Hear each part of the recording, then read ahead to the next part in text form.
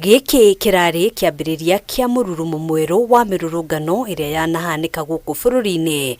Gikundi kia MBEU njithi kana Gen Z makiyumiria kuregana na watho wa KIGINA mwaka wa 2024. Ota mirurungano ingi iria yanahanika gatagati ka mucii wa Nairobi, ino irari nditimurano gatagati ka MBEU njithi na maabitha a borithi.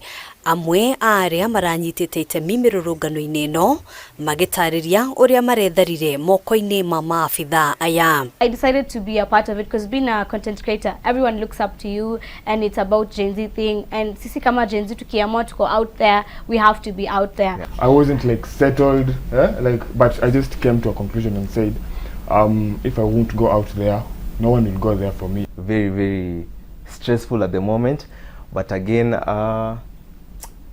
we do know that no matter what happens, that we still remain together. No hihi niki gitaramakenia thiini wa mendekithia ma watho uyu. The discussion on the finance bill was not really on the fact that people are scared of paying these taxes. We are ready to.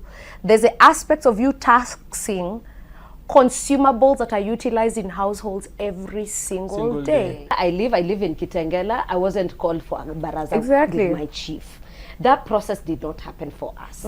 Ona thengia ya thirikari guteaniria imwe cia icunje iria cirahiuhitie ngwatiro, MBEU njithi aya maugite ino no njira ya gukungiria a Kenya wara. How are you taxing me at age 25 300 shillings every single month? I don't have a job, but you expect me to pay 300 shillings every single month. Natoa hiyo pesa wapi? It is not that we do not want to pay that tax, but it is the return. That is the accountability part of it that we are struggling with. Kuringana na Benjamin Mutuko, mutaramu wa maundu makoni mitugo, oyo ti undu urabangirwo na muthenyo umwe, akiuga uhoti wa MBEU njithi aya gwicokaniriria kuhitukira nenda niguo uramahotithirie kwiyumiria na njira nene. Ideally, you can see that they are people who feel they are committed to the rule of law, and they feel like every person who is not accountable should be held accountable. And so that means whether them or the leaders. Mutuko atariria ati hari bata mateta ma MBEU njithi aya guthikiririo na njira iria mangĩiguithĩka wega, akiuga kihonia ni kumakuruhania ukinyanĩria-inĩ wa matua ta maya. The tables have turned and we need to start thinking around engaging them, and we cannot engage them by our ways. We have to ask them, how do you want to be engaged?